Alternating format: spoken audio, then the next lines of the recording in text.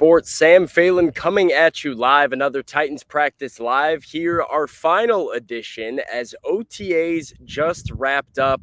I'm here at St. Thomas Sports Park in Nashville, and the Titans just got done with their final practice on the field and our final media availability for the offseason. The next time we will see the Titans on the field will be training camp. That will be the next time everybody puts on a jersey.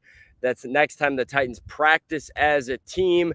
And your next look at all of your favorite players in the two-tone blue. Report date per Mike Vrabel for Titans training camp this season will be July 25th. So July 25th, we'll have just about a little under 6 weeks until we get to see the Titans again. So what did I see here on the field at St. Thomas Sports Park in our final Titans practice of the offseason? Well, first and foremost, a guy who I've been pretty down on this offseason, a guy that's been a hot topic, that's received a lot of heat, been on the hot seat because of injury concerns and not being on the field, was on the practice field for the Titans today. That's cornerback Kristian Fulton, who the Titans are relying on pretty heavily in 2023 to take a big step forward, to really be a CB1 in their defense. We've seen flashes from Fulton in the past, but he hasn't been able to be on the field consistently enough to really take that step as a very valuable piece in this defense. Last season, he missed some time. Mike Vrabel called him out in the season-ending press conference saying, well, Kristian Fulton needs to find a way to train. That's exactly what Fulton is trying to do this offseason. He's switching up his workout routine. He told us a little bit about it after practice as he looks ahead to 2023. I'm feeling good. Body feels good. Just been excited, about the work that I've been putting in, since February.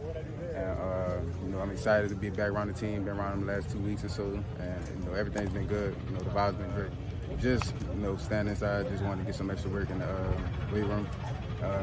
And that's what the coaches allow me. Obviously with me not being on the field, I just having to, take the approach of doing everything I could off the field, whether that's film room, eating better, studying, my body movements, just talking with my training, all us being on the same page, with me going forward into the season. It was big, just to try new things. I feel like it's everybody has their own way of doing things, and everything doesn't work for everybody.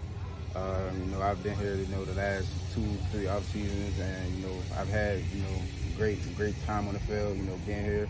So I just wanted to try a different approach, and see what it gets me, moving forward. Do you feel like it got you to where you want to be right now, at least? Yeah, definitely. I feel great. It's important every year, to have a great year.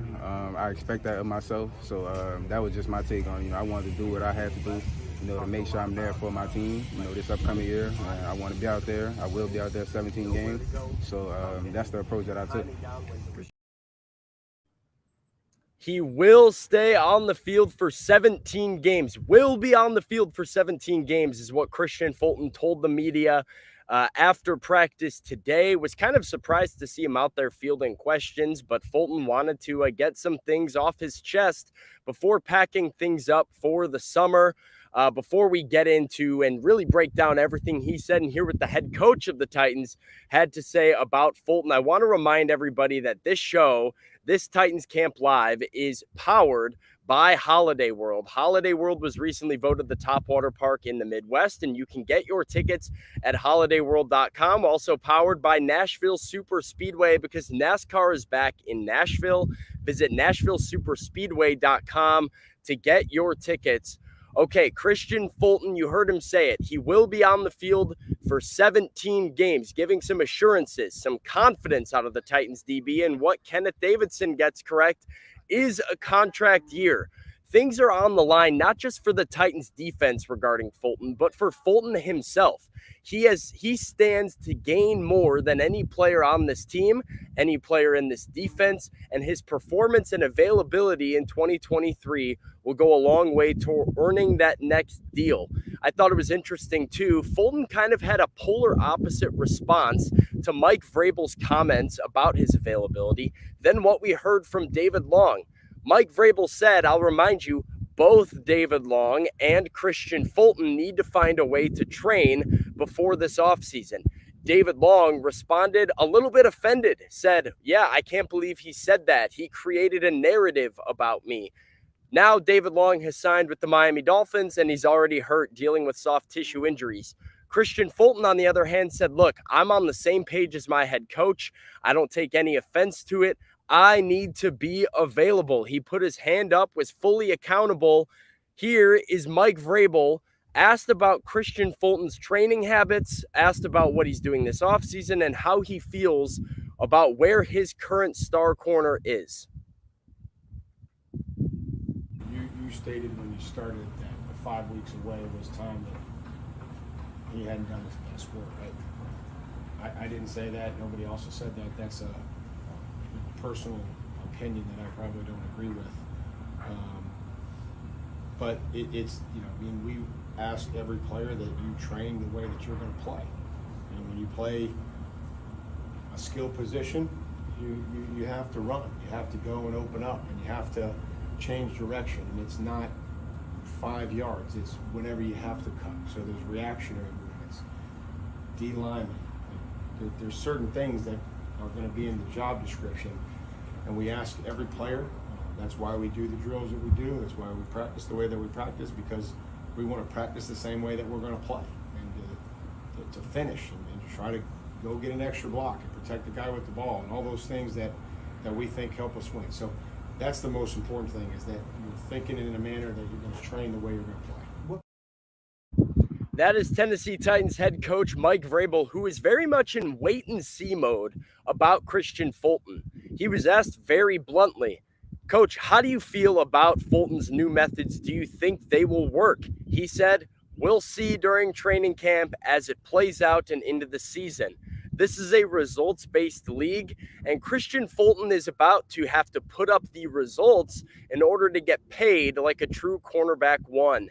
Somebody else learning that it is a results-based league, somebody else making a big step, looking for improvement. You see him at the bottom of your screen on the graphic, is Malik Willis, who I thought dazzled during practice today. That's right, Malik Willis dazzled during practice today. It was one of the best practices I've ever seen Malik put together as a whole. I will tell you why Malik Willis succeeded. Then we will hear from the Titans' second-year quarterback and really start to dive into his growth heading into year 2. But before we do that, I want to tell everybody about my friends over at Holiday World. Recently voted the top water park in the Midwest. They have a Holidays in the Sky drone and fireworks spectacular that's bigger and better than ever from June 17th to July 30th. June 17th, that's this weekend.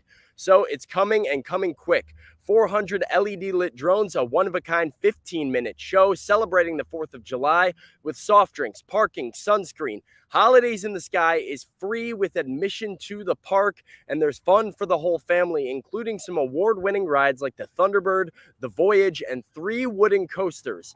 This is a great experience for everybody this summer, so celebrate the holidays on the 4th at the Holidays in the Sky Drone and Fireworks Spectacular over at holidayworld.com. Get your tickets. That's holidayworld.com. So let's talk Malik Willis. Malik really did shine today. I thought he was very accurate. Thought he was very confident. And Malik looked like he was having fun. Really one of the only times that I've seen Malik Willis very visibly having fun during practice. I think a reason why the Titans were off script for a good portion of today. They ran a lot of live period reps. None of them with a script, none of them with a play. That's something Malik has said he feels very comfortable doing, that he feels like is a strength of his, that he thrives in those scenarios. And I saw that today. He converted in the red zone on multiple touchdowns. He ended practice with a very nice touch ball over the top to Mason Kinsey in the back left corner of the end zone. Just really on the money with his throws. And you're starting to see a little bit of a change in Malik's mindset. This time last year, we heard from Mike Vrabel, we heard from Malik Willis, we heard from quarterbacks coach Pat O'Hara that Malik needed to work on getting his brain and his body in sync. He knew where to go with the football, but really had a hard time getting in rhythm and getting on time with his movements to get the ball there when it needed to be there. He had trouble with letting it go, with trusting separation, and with putting the football where it's supposed to be. That's why he got benched in a preseason game, despite scrambling and despite going off schedule and making plays, with Mike Vrabel saying Malik needs to throw the football. That hasn't been as big of an issue for him throughout off-season practices. He is letting it rip. I had a chance to talk to Malik Willis for about 5 minutes after practice, a really good conversation. Here is, about a minute and a half, some of the best stuff I heard from Malik when speaking with him after practice. Kind of a good way to sort of let's go into the real off-season on like that. I think it was cool that we got to go out there and just play ball. We had a call-it day, so no scripts to read or focus on. So it was just good to go out there and see those guys execute and just have some energy. What would you say are some of the things that you need to work on and some of the things that you are already good at? I think working off schedule is something I probably been good at, but just executing each play, getting in, staying on schedule, doing everything to make sure we're in the right plays, understanding what entails, what comes with that. So, I mean, a lot of people took bad, but I mean, what you can do with 3 games, sporadic during the season, your rookie season, you're trying to learn. Everybody says you're going to do project this, project that, but I mean, understanding coming in every day trying to get better at what I can do and get more comfortable in what we try to do here. So just understanding my lackies, my deficiencies, and try to just go in and focus on and work on them each day. We heard from you last year talking a lot about trying to get your body in rhythm with your brain, saying you know where to go. It's about getting your timing down when delivering that ball. And Charles London said you've been doing a really good job at growing in that area throughout the offseason. How do you feel like you've taken a step there in that area?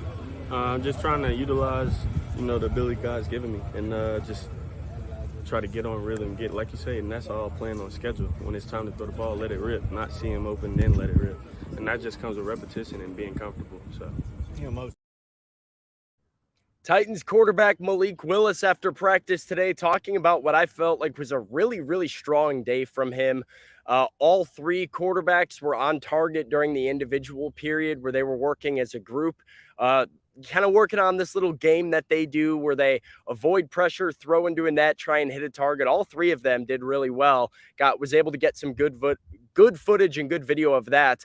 But Malik really shined during the live period. I hear some of you in the comments here saying we have the strongest QB room in the league, says Jacob Ray. Denise says Malik worked hard in the offseason. And, we see Billy say, imagine that with Malik. The guy was a raw talent in a bad situation last year. I think you guys are all pretty spot on. There's no doubt Malik Willis was not good last season. It was a bad rookie year. He did not look the part. Everything was kind of uncomfortable and forced. And you got the vibe that he was definitely at the moment not ready for the National Football League. But at the same time, that is what you expected out of Malik. Malik was a project coming out of Liberty, and he made comments, people say project this, project that, but it's true. He was raw. He hadn't worked under center. There's so much that Malik had to get comfortable with and develop, and he didn't really have an opportunity as a rookie to do all of that and fully address all of that before getting thrown into the fire. Ryan Tannehill went down. Logan Woodside got cut. Malik Willis became the guy very quickly and was kind of forced into action before he was ready, which probably made him look worse than he actually was at the time. Were the Titans surprised by Malik's lack of development throughout the course of the year? Yes, I think so. I think their move to acquire and start Josh Dobbs, I think their move to draft Will Levis in the April draft says that. That tells you all you need to know about where the Titans felt like Malik was at. But that doesn't mean Malik's not able to get where he needs to be. He's still a very raw quarterback that has time to develop, and I have seen him make strides. I'm the one that's been out here watching practice every day saying Malik is far away from being ready to play. I don't really see those same things anymore. We will have to wait and see until there's some game action, because all of this with Malik is dependent on how he can respond at speed, how he can read a defense at full speed, how he can deliver a football at speed. But it is at least encouraging right now that you're starting to see signs of development from a guy that you didn't get that in 2022. Now, let's go to the negative. I see a couple of you in the comments bringing him up already, talking about, Levis isn't even signed yet. Will Levis did not have a good day today. I thought he was great in individual period, but he did something during team drills that's going to give Titans fans some nightmares. I'm going to tell you what that is. But before I do, I want to tell you guys about Nashville Super Speedway. NASCAR is back in Nashville June 23rd to 25th at Nashville Super Speedway, and tickets are going fast. From your favorite drivers to your favorite country singers, including award-winning artist Parker McCollum, Nashville's premier race weekend has it all, and this year's NASCAR Cup Series race will be under the lights and in prime time. With live performances on the Fan Zone stage all weekend and premium spaces to bring your race weekend experience to the next level, Nashville Super Speedway has line dancing, a mechanical bull, so much more. There's something for the whole family. It's going to be an absolute blast of a weekend. I will be there. They're hooking me up with tickets because I just had to get out for the Ally 400. That's June 25th, Sunday night, June 25th. You've also got the Rackley Roofing 200 on June 23rd, the Tennessee Lottery 250 on June 24th. It's a whole weekend of racing action, so get tickets. Visit NashvilleSuperspeedway.com now. Absolute blast that we're going to have over at the Speedway here in a couple of weeks. Okay. Malik had his day that I told you guys about. You heard from the Titans' second-year quarterback, but it was not a day to write home about for Will Levis, who did what he struggled with at Kentucky, turned the football over. The first time since OTAs and minicamp and rookie minicamp have opened that we, the media, have been out on that practice field and seen interceptions. Will Levis threw not one, not two, but three of them during team period. The first one looked like he was trying to throw a timing route out to the left side, trying to find his guy, got cut off by Elijah Molden, maybe a bit underthrown. Molden did a nice job disguising the coverage as a blitz, dropped back, got the pick, defense celebrated. The next one might have been like a free play. Well, Levis was dropping back, trying to make a play down the field, threw it deep, ball got underthrown, got intercepted deep by Alonzo Davis, a cornerback who made quite a few plays today. And then the final one was tipped into the air by Jaden Peavy at the line of scrimmage, fell into the hands of Rashad Weaver. Two of those first two, came on back-to-back plays. Now, it's easy to hit the panic button with Will Levis when you see three interceptions in a team practice. I get it. That's what Titans fans were worried about. It's what Tennessee fans had been saying over and over again. Look, the guy turns the ball over. But you have to understand there are nuances to these plays, and not all of it falls on the shoulders of the quarterback. Mike Vrabel told media after the fact, look, players have to be where they're supposed to be, implying that some of his receivers weren't necessarily in the right position, implying that his offensive line needs to do a better job of blocking and preventing balls from getting tipped down at the line. It takes all 11, as Vrabel told us, in order to have a successful play and in order to prevent turnovers on the field. So whatever went on between Will Levis and his receivers, with the offensive line, with Will Levis's decision-making, does some of the blame fall on him? Absolutely. Was it a good day of practice? No. But it's not time to hit the panic button on Will Levis just yet. I think he still deserves his fair shot to prove it on a field in front of a live defense, not really in practice reps. Some other notes for you guys before we wrap up here. We were missing a good amount of the starting defense today. Keep that in mind when you consider Malik Willis's big day, when you really consider any of the offensive highlights that happened. Arden Key, Kristian Fulton, Elijah Molden, Roger McCreary did practice. The rest of the starting defense was out. That's Byard, Hooker, Rice, Alshire, Murphy Bunting, Autry, Simmons, and Tart, all not out there today. It's voluntary at this point in the offseason. They opted not to be here. A guy saw some great things from Josh Wiley, continuing to get looks from Ryan Tannehill in the first team offense. They're building their rapport and their chemistry. That has taken some time to develop, but I'm going to be keeping an eye on that when training camp breaks in late July.